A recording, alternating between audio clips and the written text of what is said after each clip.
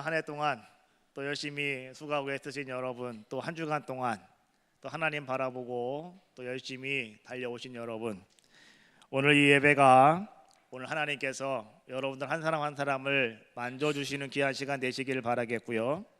오늘 이 예배가 우리 하나님께서 여러분들에게 하늘로부터 귀한 은혜와 은총을 베푸시는 귀한 시간 되어지시기를 주님의 이름으로 축원합니다.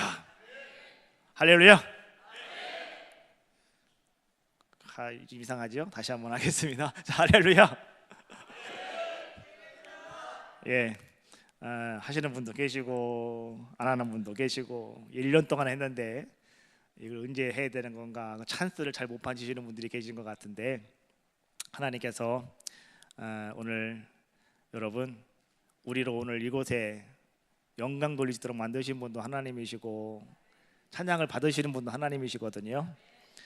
우리 교회는 성가대가 없지만 오늘은 우리가 같이 성가대 같이 하겠습니다. 우리 다 같이 한 마음으로 우리 찬송가 278장인데요. 우리 1절만 2번 하겠습니다. 1절만 2번 한번 같이 찬양 한번 하겠습니다. 여러분들이 가장 멋있는 목소리로 한번 여러분들이 한번 같이 하음을 한번 넣어보시는 거예요.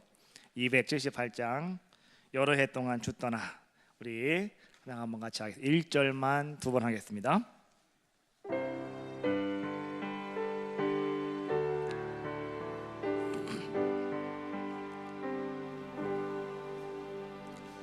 여러 해 동안 주 떠나 세상 연락을 즐기고 저 흉악한 죄에 빠져서 주애를 잊었네. 오 사랑의 예수님,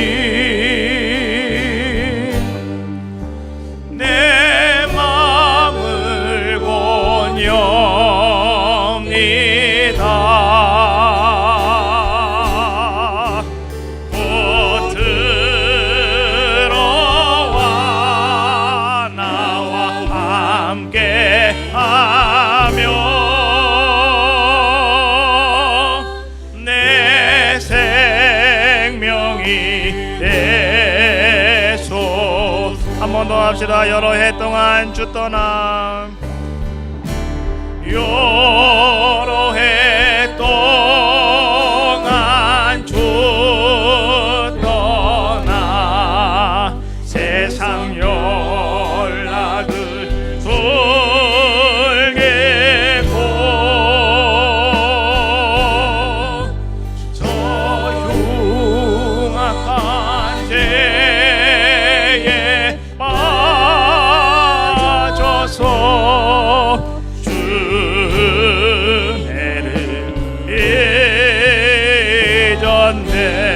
오 사랑의 예수님, 오 사랑의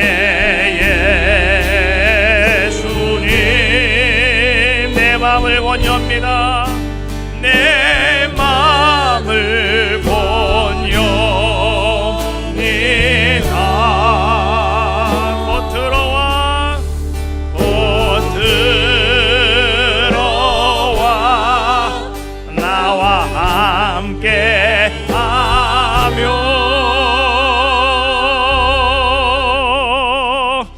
내 생명이 되소서.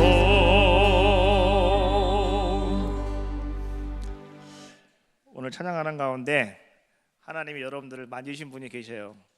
그분은 우리 하나님 앞에서 하나님 내가 이제 결단합니다, 하나님과 함께 하겠습니다 고백하시면 돼요. 여러분들은 다윗처럼 하나님과 동행하는 삶을 살아오셨습니까?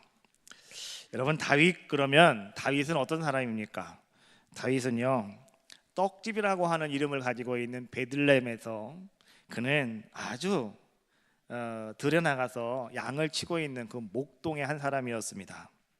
그런데 어느 날 그 다윗의 집에 선지자가 찾아왔어요. 그의 이름은 사무엘이었는데 그 사무엘 선지자가 오늘 다윗의 집에 와서 오늘 다윗의 머리 위에 기름을 부었습니다. 기름을 부었다고 하는 것은 뭐냐고 하면 이제 네가 이스라엘의 왕이 되었다 라고 하는 것을 하나님의 선지자 사무엘이 오늘 이 다윗에게 선포하는 그러한 모습이었습니다. 그래서 하나님께서는요 시편 89편 20절 말씀에 보니까 이렇게 성경은 기록하고 있어요.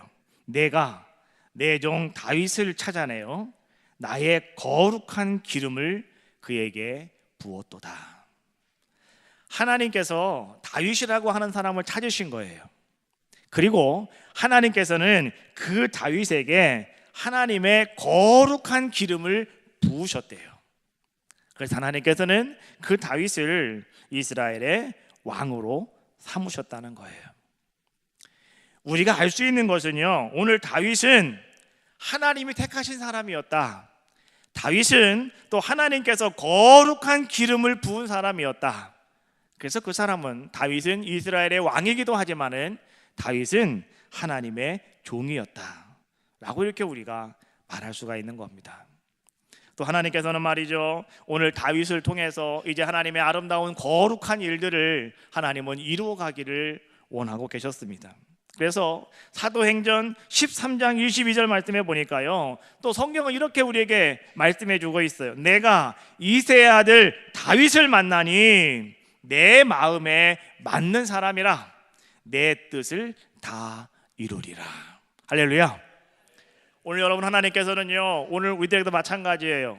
오늘 우리가 하나님 안에서 하나님이 여러분들 마음에 쏙 드는 자가 되어지시면 하나님이 여러분들에게 하시는 말씀은 이런 말씀이에요. 내가 너를 향한 나의 모든 뜻을 내가 다 이루겠노라. 할렐루야. 오늘 다윗은 그런 자의 모습이었다라고 하는 거예요.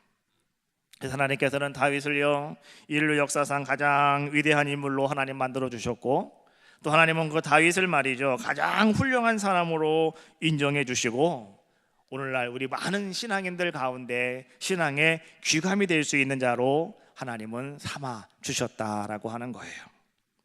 자, 이런 다윗의 특징 가운데 여러분 가장 중요한 특징이 하나가 있어요. 그것이 뭔지 아십니까?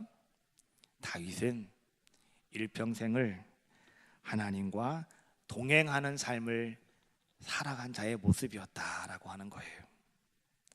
다윗은요 그는 자기의 모든 삶 때로는 기뻤고 때로는 슬펐고 때로는 좋은 일도 있었지만 때로는 나쁜 일도 있었죠. 때로는 정말로 그가 죽을 지경에 이르기까지 한 자의 모습이었지만은 그러나 그 순간순간마다 다윗은 어떤 자의 모습이었냐고 하면 오직 하나님과 동행하는 자의 모습이었더라라고 하는 거예요. 오늘 여러분들은 어떻습니까? 제가 처음에 여러분들에게 물어보았죠. 여러분들은 다윗처럼 하나님과 동행하셨습니까? 여러분들은 다윗처럼 하나님과 동행하는 삶을 살아오셨습니까? 라고 제가 여러분들에게 물었는데요. 여러분 이 질문이 오늘 다시 한번 여러분들에게 머릿속에서 울려 퍼질 수 있는 귀한 시간이 꼭 되어지시기를 주님의 이름으로 축원합니다. 다윗처럼 하나님과 동행하는 삶을 내가 살아왔을까? 2016년도 이제는요 한 열흘 정도밖에 남지 않았는데 2016년 나는 정말로 어떻게 지금 살아왔고 지금 나는 어떤 모습을 가지고 살아가고 있는가? 여러분 다윗처럼 하나님과 동행하는 삶을 살아왔다면 오늘 우리들도요 오늘 시편 23편에 있는 말씀처럼 아주 아름다운 하나님 앞에서의 고백이 오늘 여러분들의 고백이 되어질 수 있다라고 하는 거예요. 우리가 읽은 시편 23편에 있는 말씀은 여러분 너무너무나 아름다운 말씀이에요. 23편에 있는 말씀을 가만히 우리가 묵상하다 보면은 말이죠 뭔가 말이죠 평온함이 쫙 펼쳐지는 말씀이 오늘 시편 23편에 있는 말씀이에요. 시편 23편에 있는 말씀은요, 누구든지 이 말씀을 듣는 사람이 화낸 사람이 없어요. 시편 23편에 있는 말씀을 들으면 왠지 마음에 평안함이 찾아오고요, 마음에 온유함이 찾아오고요, 왠지 마음속에 아 그렇구나 라고 하는 뭔가를 느끼게 하는 것이 바로 시편 23편에 있는 오늘 우리가 읽은 본문에 있는 말씀이라는 거예요. 그래서 많은 사람들은 다른 말씀은 몰라도요, 시편 23편에 있는 말씀은 사람들이 다 암송을 합니다. 사람들이 이 말씀은요 늘 묵상하는 그러한 모습을 우리가 볼 수 있다라고 하는 거예요. 그런데 오늘 우리가 한 가지 간과해서는 안 될 것이 있어요. 그것은 무엇이냐고 하면 오늘 다윗 왕이 시편 23편에 있는 이 아름다운 고백을 할 수 있었던 것은 그냥 다른 사람들과 똑같이 세상에 시달리면서 세상에서 어려움 당하면서 자기들의 삶과 방식을 가지고 뭔가 한번 해보겠다고 막 발버둥 치다가 오늘 이 사람이 시편 23편에 있는 말씀을 고백한 것이 절대 아니라는 거예요. 오늘 시편 23편에 있는 이 고백은요, 이 아름다운 고백은요, 그냥 결코 쉽게 그냥 되어진 고백이 아니라는 거예요. 그 고백은 기쁠 때나 슬플 때나 어려울 때나 괴로울 때나 그는 하나님과 동행하는 자의 모습이었기 때문에 하나님과의 동행하는 삶 속에서 하나님께서 나에게 허락하신 그 아름다운 은혜를 오늘 다윗은 자기의 입술로 고백을 하는 거예요. 그것이 바로 시편 23편에 있는 아름다운 말씀인 줄로 믿습니다. 여러분, 하나님과 동행하는 삶 속에서 오늘 여러분들이 거하고 살아가고 계시다면 오늘 이 다윗의 아름다운 신앙의 고백이 오늘 여러분들의 고백이 되실 줄로 믿습니다.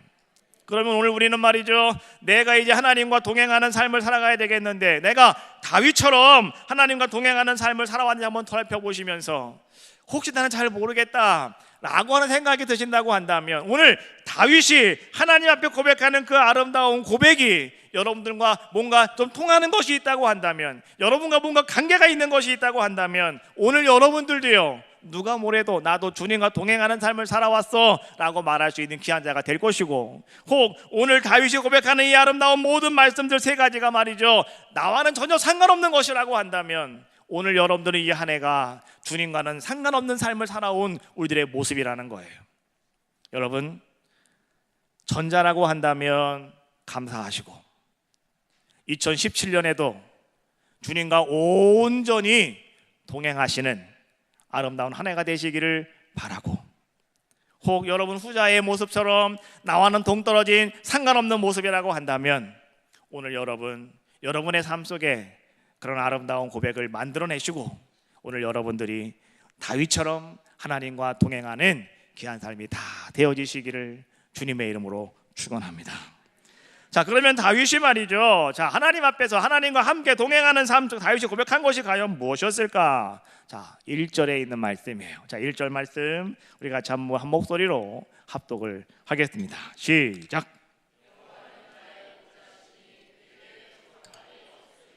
할렐루야. 여호와는 나의 목자시니 내게 부족함이 없으리로다. 여러분, 부족함이 없다라고 하는 말은 어떤 의미일까요? 우리는 가끔 생각을 할 때에 남보다 내가 더 많은 것을 가지고 있을 때, 다시 말하면 물질적으로 내가 더 많은 것을 가지고 있을 때 우리는 나는 부족함이 없다 라고 하는 고백을 하는 것이 아닌가, 이렇게 우리가 생각할 때도 있다는 거예요. 그런데 여러분, 오늘 다윗이 여기서 여호와는 나의 목자시니 내게 부족함이 없으리로다 라고 하는 이 말씀은요, 여러분, 그러한 고백이 아니라는 거예요. 남보다 내가 좀 더 많이 있기 때문에 나는 넘치는 사람이고 저 사람 부족한 사람, 그래서 나는 부족함이 없습니다 하나님, 이렇게 고백하는 것이 아니라는 거예요. 다윗의 고백은요, 한번 따라해 볼까요? 하나님께서 내게 주신 것에 나는 만족합니다. 이게 다윗이 부족함이 없습니다라고 하는 다윗의 고백이라는 거예요. 하나님께서 나에게 주신 것에 대해서 나는 만족합니다. 나는 만족합니다. 여러분, 행복한 삶이라고 하는 것은요, 여러분 다른 사람과 내가 뭔가를 비교하면서 여러분 출발하는 것이 아니라는 거예요. 어떤 분들은요, 행복하십니까? 라고 물어보면 가만히 계셔요. 그냥 그러다가 아닌 것 같은데요. 또 어떤 분은 말이죠, 행복하세요? 라고 물어보면 가만히 막 생각을 하다가 말이죠, 행복한 것 같아요, 이렇게 하시는 분도 계시다는 거예요. 그럼 그분들이 꼭 잠깐의 순간 동안에 뭔 생각을 할까요? 비교하는 거예요. 여러분들이 첫 번째 생각나는 사람과 여러분들 자신을 비교하는 거예요. 그렇죠? 나와 좀 더, 나보다 더 유능하고 나보다 더 멋진 신랑을 데리고 있고 나보다 더 잘난 아들을 데리고 있는 사람과 비교를 하면 내 꼬라지가 형편이 아니죠. 그래서 나는 행복하지 않다고 얘기하는 거고, 또 반면에 갑자기 한 사람을 내가 비교하는데 말이죠, 나와 전혀 상관이 없는 사람인데 말이죠, 그 사람은 나보다 더 못한 것 같아요. 그러면 나는 생각을 할 때에 그래, 나는 행복한 것 같아 라고 우리는 생각한다는 거죠. 근데 여러분, 행복이라고 하는 것은요, 그렇게 비교하는 데서부터 출발하는 것이 아니다라고 하는 거예요. 그럼 행복이라고 하는 것은 여러분 어디로 출발하는 건지 아십니까? 잘 들으세요. 알려드릴게요. 행복이라고 하는 것은 한번 따라해봐요. 지금 나에게 있는 것을 감사할 수 있는가? 거기부터 행복이 시작되는 거예요. 여러분, 지금 나에게 있는 그것에 대해서 내가 지금 감사할 수 있는가? 여러분들에게 있는 것이 있는데요, 여러분 그것이 여러분들에게 불평이고 원망이면 그 사람은 행복한 사람이 아니에요. 그러나 나에게 있는 그것 때문에 여러분들이 감사하고, 그것 때문에 여러분들이 감사하고, 그것 때문에 여러분들이 기뻐한다고 한다면 여러분들은 정말 행복한 사람이라는 거예요. 남편이 있어서 행복한 거죠? 아내가 있어서 행복한 거죠? 아기가 있어서 행복한 거죠? 근데 왜 남편 있는데 왜 불평하십니까? 아내가 있는데 왜 자꾸 성질 내십니까? 그렇죠? 애들이 있는데 왜 자꾸 못 살겠다고 막 그러십니까? 그 문제가 많은 거예요. 그렇죠? 지금 나에게 주어진, 지금 나에게 있는 것, 여러분 지금 내가 가지고 있는 것, 여러분 여기부터 감사하시라는 거예요. 지금 여러분들에게 무엇이 있습니까? 다른 사람과 비교해서 뭔가 특별한 것이 없다고, 우리는 가진 것이 없다고요. 내가 지금 가지고 있는 그것을 가지고 여러분 원망하고 불평한다는 거예요. 근데 아니라는 거예요. 여러분의 있는 것이 귀하고 아름다운 거예요.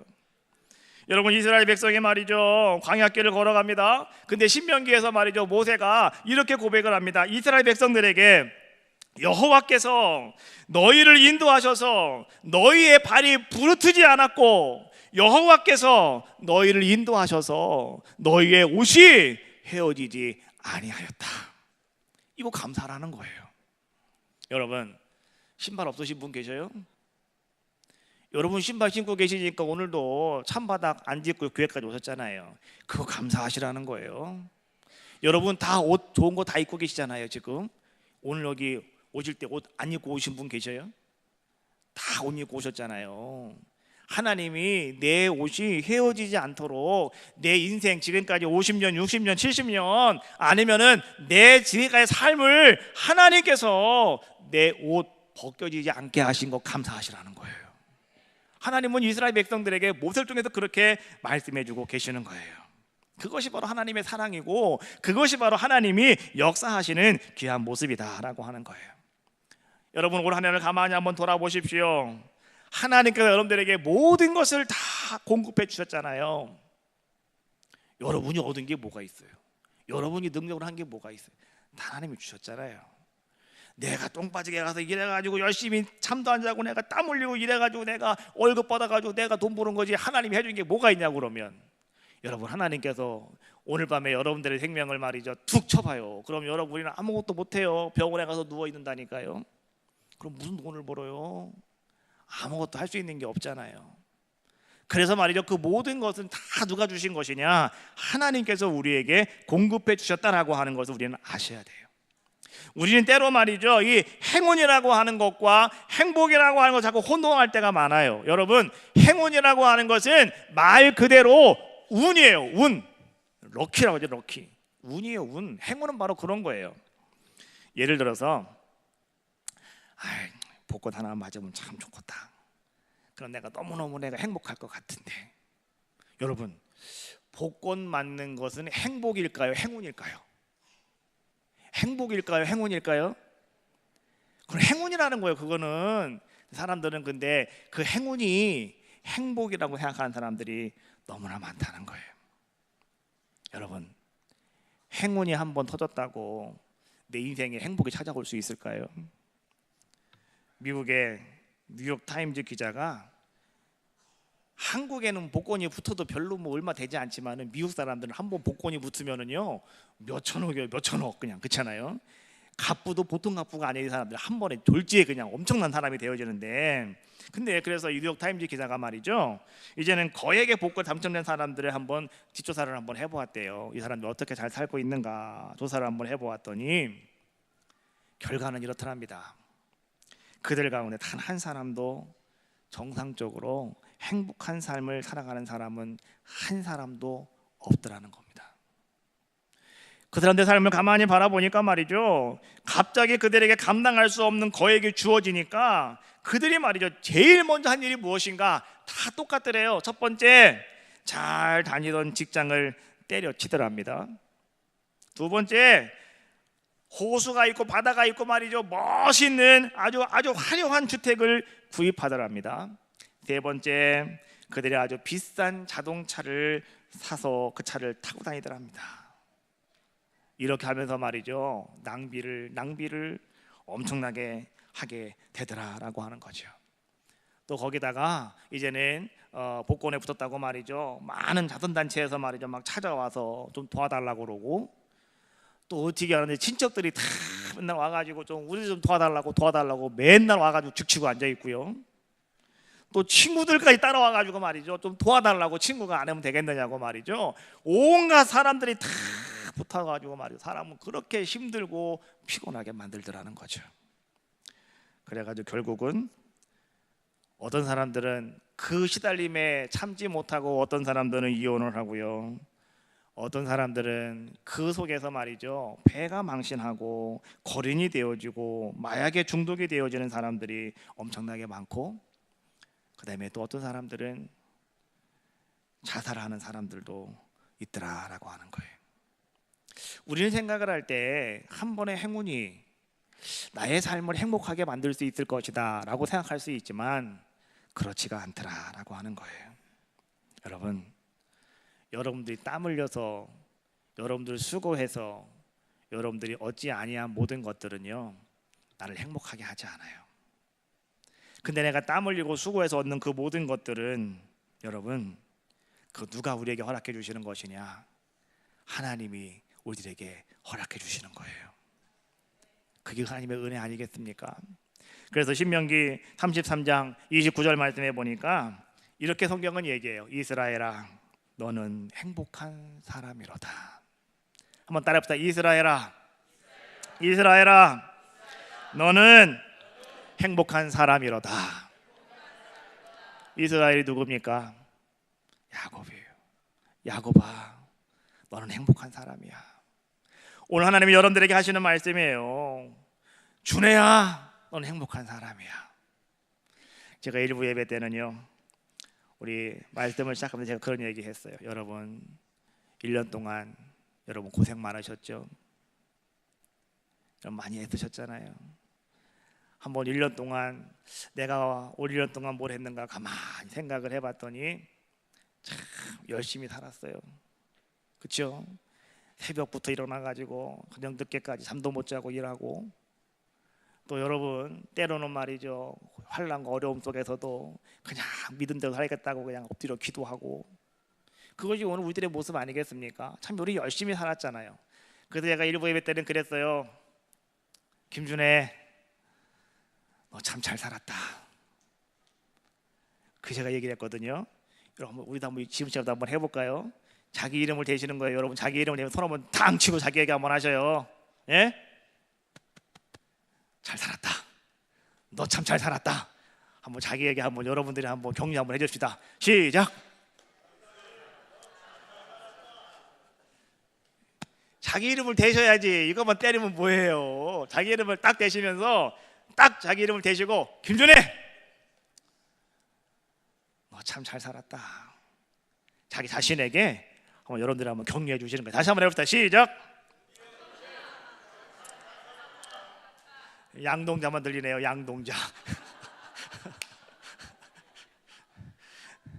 자 여러분, 야곱아 너는 행복한 사람이다. 오늘 하나님이 여러분들에게 하시는 말씀이에요. 여러분 왜 우리가 행복한 사람인지 아십니까? 오늘 비록 우리에게 거액의 복권이 붙지 않는다 할지라도 말이죠, 여러분들은 행복한 사람이라는 거예요. 왜? 바로 하나님이 여러분들과 함께 하셨고 하나님이 여러분들과 동행하셨기 때문에 우리는 행복한 사람이라는 거예요. 오늘 다윗이 고백하는 것이 바로 그런 것이었다라고 하는 거예요. 하나님, 나는 행복한 사람입니다. 나는 그래도 부족함이 없습니다. 왜냐고 하면 하나님이 내 목자가 되어주셔서 나와 함께 하셨고 하나님이 나와 동행해 주셨기 때문에 나는 정말 행복한 사람입니다 고백하는 것이 오늘 다윗의 고백이더라는 거예요. 다윗을 가만히 볼까요? 오늘 다윗은 이렇게 고백합니다. 2절 말씀해 보니까 오늘 하나님께서 나를 푸른 풀밭과 시원한 쉴만한 물가로 인도해 주셨습니다. 3절 말씀해 보니까 하나님께서 나를 의의 길로 인도하여 주셨습니다. 여러분, 인도하심의 은혜를 경험하게 된 것이 다윗의 고백이었던 것처럼 오늘 여러분들에게도요 그 동일한 은혜가 함께 하시기를 주님의 이름으로 축원합니다. 자, 두 번째, 다윗이 하나님과 동행하면서 그는 어떤 고백을 하고 있을까? 자, 두 번째는 4절에 있는 말씀입니다. 4절 말씀 같이 한번 읽겠습니다. 시작.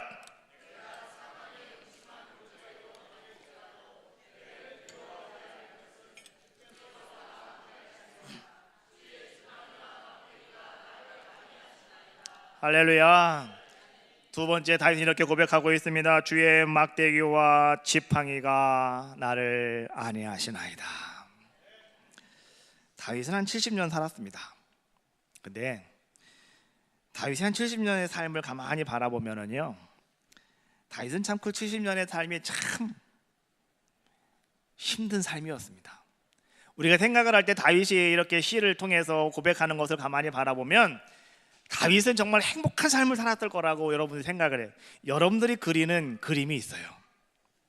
다윗은 그런 사람이 아니었어요. 다윗은요 사망의 음침한 골짜기를 통과할 때가 한두 번이 아니었어요. 다윗은 20대부터 말이죠, 20대 청년 시절부터 다윗은 사울 왕에게 쫓겨다니는 자의 모습이었어요. 그래서 거기서 그는 말이죠 몇 번이나 죽을 고비를 넘기는 자의 모습이었고, 또 다윗이 30세가 되었을 때에 이제 30대에 다윗이 왕이 됩니다. 그런데 그때부터 다윗은 말이죠 왕이 되면서부터 다윗은 수없는 전쟁에 나가서 그는 자기의 생명을 걸고 싸움하는 그런 자의 모습이었죠. 그의 삶은 만만치 않았어요. 또 다윗은 말이죠 그가 이제 인생 말년이 되었어요. 통치 말년이 되었을 때에 다윗은요 그 아들 압살롬이가 반역을 해요. 그리고 아도니아가 또 반역을 해요. 여러분, 왕에 있으면서 누군가가 반역을 한다고 하는 것은 상당히 힘든 거예요. 완전 엄청 스트레스거든요. 근데 그것도 말이죠 자기 아들이부터 시작해가지고 왕에게 반역을 하니 오늘 이 다윗의 인생이라고 하는 것은요 우리가 그냥 쉽게 정말 행복한 사람이다 말할 수 없는 사람이에요. 다윗의 모습을 가만히 바라보면 오늘 다윗은요 말할 수 없는 고통과 말할 수 없는 비애를 가슴속에 품고 살았던 사람이 누구였느냐? 그 사람이 다윗이었다는 거예요. 그래서 다윗은 말이죠 내가 사망의 음침한 골짜기로 다닐지라도 이 고백을 하고 있는 거예요. 사망의 음침한 골짜기, 사망의 음침한 골짜기, 그 사망의 음침한 골짜기가 어떤 것이냐? 그것을 실질적으로 경험한 사람이 누구냐? 바로 그 사람이 다윗이라는 거예요. 근데 그곳에서 다윗은 하나님께로부터 무엇을 경험하냐고 하면 막대기와 지팡이를 경험한다는 거예요. 여러분, 막대기와 지팡이는요 어찌 보면 다 똑같아요. 나무로 돼가지고 말이죠, 자기 몸을 지탱하기도 하고 다 보기는 비슷합니다. 지팡이가 막대기고 막대기가 지팡이지 뭐 그렇게 따로따로 할 게 뭐가 있습니까? 라고 우리가 얘기할 수 있지만은, 근데 지팡이가 막대기가 아니고 막대기가 지팡이가 아니라는 거예요. 막대기는 막대기대로, 지팡이는 지팡이대로 오늘 다윗이 고백하는 그러한 모습을 볼 수가 있어요. 다윗 손에 잡고 있는 것은 한 가지였지만은, 지팡이였지만은, 그런데 때로는 그것이 막대기가 되고 때로는 그것이 지팡이가 되더라라고 하는 거예요. 하나님께서. 여러분, 막대기라고 하는 것은요, 여러분 어떤 의미를 갖고 있는지 아십니까? 무엇인가 이 권징의 의미를 가지고 있어요. 다시 말하면 여러분 그런 겁니다. 양이 무리를 이탈해가지고 딴 데로 갑니다. 근데 그 딴 데로 가면 거긴 독초가 있어요. 그거 먹으면 죽거든요. 딴 데로 나가면 거긴 절벽이 있어요. 떨어지면 죽거든요. 그 다윗이 어떻게 합니까? 목자가 어떻게 합니까? 목자가 그때는요 그 자기가 갖고 있는 지팡이를 가지고요, 이제 이 지팡이가 바뀌어요. 뭐로 바뀝니까? 막대기로 바뀌는 거예요. 그래서 독초를 먹으러 가거나 땅 떨어지러 가거나 그러면은 이 목자는 그 지팡이를 가지고 막대기를 만들어서 말이죠, 그걸 막 때립니다. 저쪽으로 가라고. 그게 막대기예요. 우리가 여러분 이 성경이 66권 되어 있잖아요. 그렇죠? 신약과 구약 전부 66권 성경이 되어 있는데, 이 성경을 갖다가 우리가 뭐라고 부르냐고 하면 캐논이다라고 이렇게 불러요. 캐논, 정경화가 되었다. 이 성경 말씀이 정경 캐논화가 되었다라고 이렇게 얘기하는데, 그 캐논이라고 하는 말의 뜻이 뭐냐고 하면 막대기, 잣대, 척도 이런 뜻이에요. 막대기라고 하는 것은 다른 것이 아니고 하나님의 말씀, 하나님의 권세 이런 것을 의미하는 거예요. 내가 사망의 음침한 골짜기에서 때로는 내가 너무너무 힘들어가지고 내가 하나님도 싫고 내가 기도하는 것도 싫고 예배하는 것도 싫고 전도하는 것도 싫고 다 싫어. 그때 하나님께서는 나에게 막대기로 역사하셨다는 거예요. 막대기로. 다윗의 고백이에요. 또 오늘 다윗이 고백하는 게 뭡니까? 지팡이로, 주의 지팡이 나를 안위하셨다라고 말씀해 주고 있는데, 여러분 지팡이라고 하는 것은 말이죠 어떤 의미를 갖고 있냐고 하면 무언가 간신과 또 동정의 상징, 바로 이것이 지팡이입니다. 여러분 목자들에게 있어서 말이죠, 목자의 지팡이는 세 가지 중요한 사용법이 있대요. 사용하는 세 가지의 이용하는 그런 방법론이 있대요. 첫 번째는 뭐냐고 하면, 양들이 말이죠 이렇게 같이 모여 있지 않습니까? 근데 새끼 양들은요 어디로 가야 될지 잘 몰라요. 새끼 양들은 자꾸 딴 데로 막 가잖아요. 그렇죠? 그때에 목자가 가서 손으로 이 양들을 잡아 옮겨 놓잖아요. 그러면 어미 양이 이 새끼 양을 싫어한답니다. 사람한테 혼냄새가 나면 어미 양이 새끼 양들을 절로 칙칙 쳐버린대요. 그래서 그때에 목자는요 절대 손으로 만지지 않고 이 지팡이로 이렇게 밀어준답니다. 이렇게 일로 가라 새끼야. 이상하네. 일로 가라 애기야. 이렇게 한다는 거예요. 웃으시는 분도 뭐예요? 양 새끼니까 새끼라고 그러는 거지. 그렇지 않습니까? 일로 가라고. 그 지팡이로 이렇게 한다는 거예요. 두 번째 지팡이의 의미는 언제 사용하냐고 하면은요, 지팡이는요 여러분 보세요. 목자가 이렇게 쭉 길을 가다가 새로 생긴 길이 있어요. 이게 일로 가야 돼요. 이쪽 가면 위험해요. 그래서 근데 양들은요 이 앞을 잘 못 봐요. 양들은 바로 앞에밖에 못 봐요. 그래서 양들은 항상 앞에 가는 양의 엉덩이만 보고 가거든요. 그러니까 이 앞에 가는 양이 잘못 들어가면 다 잘못 가는 거예요. 그래서 그때 양들이 잘못된 길로 들어가거나 양들이 말이죠 잘못된 곳으로 방향을 잡고 있을 때에, 그때에 목자가 가가지고 말이죠 그 지팡이를 가지고 옆구리를 툭툭 치면은 바른 길로 간다는 거예요. 그래서 지팡이는 그때 쓴다는 거예요. 또 한 가지 지팡이는 언제 쓰는지 아십니까? 지팡이는요 가다가 양들이 말이죠 이제는 좀 엉뚱한 짓을 하는 양들이 있어요. 가끔 가다 한 번씩. 그래가지고 괜히 가다가 막 엉덩이에 빠지는 양도 있고 말이죠 막 그래요. 그때에 목자는요 그 지팡이를 가지고 양들을 끌어올린답니다. 강물에 빠졌을 때 그 지팡이를 가지고 양들을 건져내기도 하고요, 깊은 구렁에 빠졌을 때에 그 지팡이를 가지고 양들을 이렇게 작게 해서 올라오게 하는 그런 모습을 이제 지팡이를 가지고 사용하게 된다라고 하는 거예요. 그러니까 이 지팡이라고 하는 것은 어떤 의미냐고 하면, 지팡이는 나를 보호해주고, 지팡이는 나에게 관심을 가져주고, 지팡이는 나를 아름답게 인도해주는 것, 이것이 바로 오늘 다윗이 고백하는 지팡이의 의미였다라고 하는 거예요. 하나님은 그렇게 나를 인도해 주셨다는 거예요. 하나님은 그렇게 나를 사망의 음침한 골짜기에서 나를 꺼내 주셨다는 거예요. 한 노인이 있었어요. 어느 날 그 노인이 꿈을 꾸게 되었는데, 그 노인이 꿈에서 주님과 함께 해변을 걷고 있는 그러한 꿈이었답니다. 근데 그 노인이 주님과 함께 해변을 걷는데 갑자기 하늘에 말이죠, 자기의 인생의 모든 것들이 영화처럼 파노라마가 쫙 펼쳐지더라는 거예요.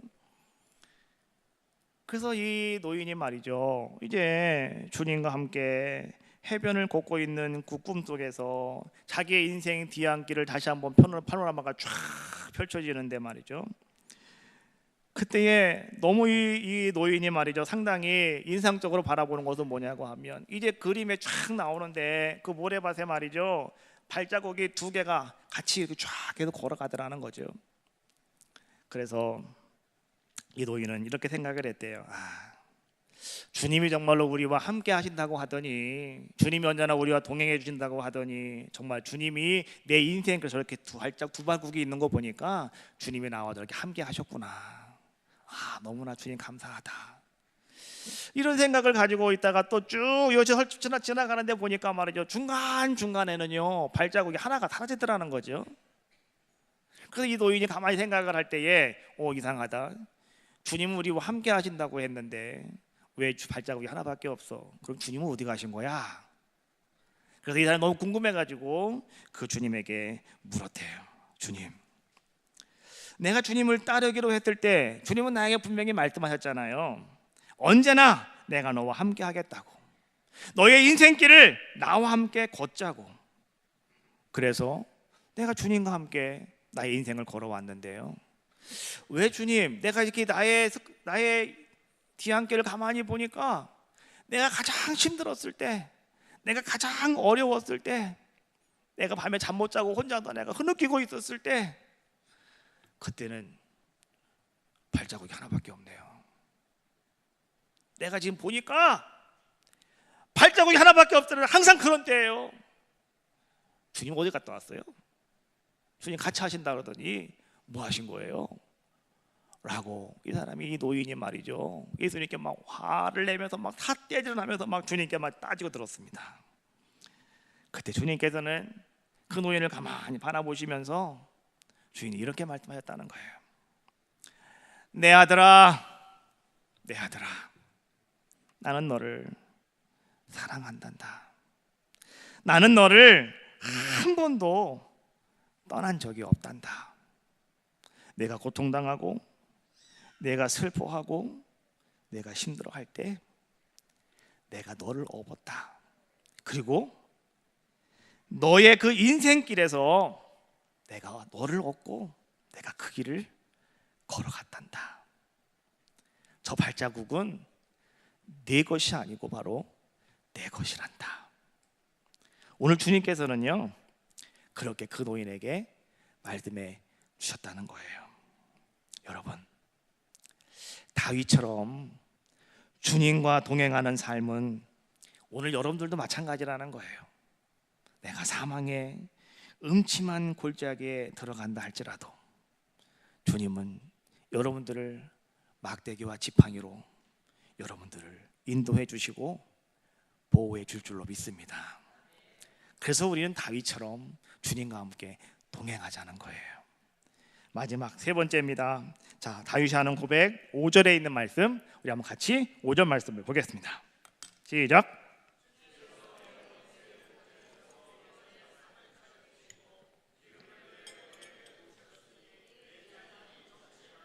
할렐루야. 마지막 세 번째 다윗의 고백은요, 내 잔이 넘치나이다 라고 하는 고백이었어요. 여러분, 다윗은요 자기 일생 가운데 피할 길이 없고 모면할 방도가 없는 절대절명의 위기의 순간 속에서 다윗은요 하나님만 바라봤다는 거예요. 그랬더니 하나님께서 원수들의 손에서 나를 건져주셨고 하나님은 거기서 나에게 상을 차려주시더라는 거예요. 상이 뭔지 아시죠? 받는 상이 아니고 편안하게 밥 먹을 수 있는 상을 하나님은 나에게 허락하여 주시다라는 거예요. 바로 그분이 우리 하나님이시라는 거예요. 여러분, 하나님은 오늘도요 우리의 모든 삶을 다 예비하시는 분이 하나님이셔요. 그래서 여러분들은 주님과 함께 동행만 하시면 돼요. 아브라함이 그 아들 이삭을 데리고 하나님이 말씀하신 산을 향해서 나아갑니다. 삶의 길을 걸어갔다고 그래요. 한 손에는 불, 한 손에는 칼, 이것을 들고 삶의 길을 걸어갔어요. 여러분, 불과 칼을 잡았다고 하는 것이 뭐예요? 아브라함은 하나님과 함께 그 길을 동행하고 있는 거예요.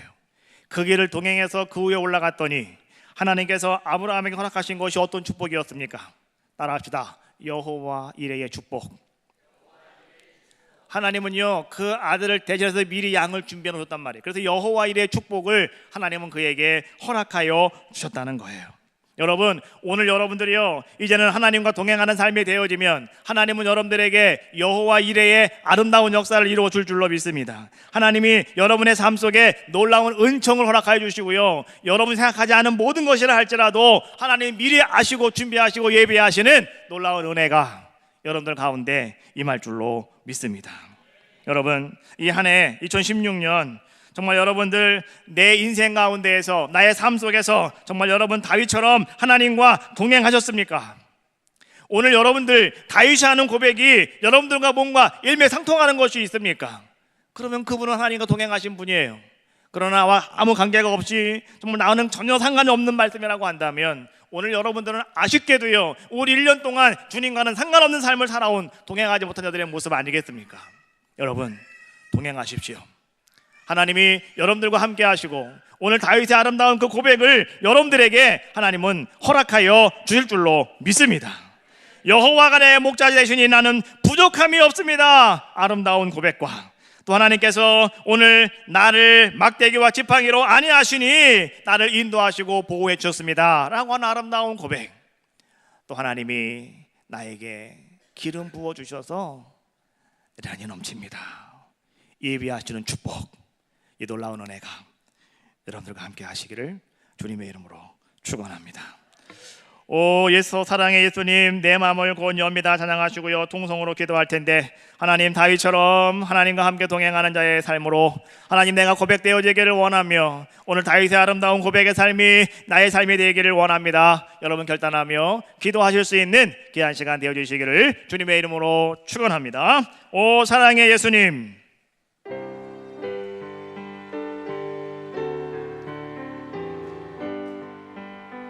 오 사랑의 예수님, 오 사랑의 예수님, 내 마음을 건엽니다.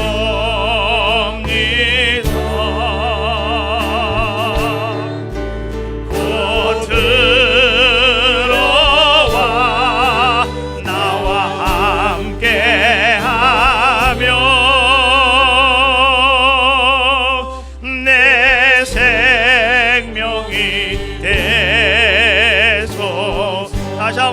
오 사랑의 예수님, 오 사랑의 예수님, 내 마음을 원합니다.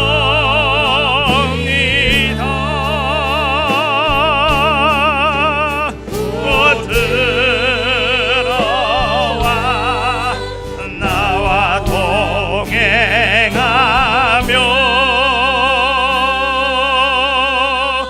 내 생명이 되소.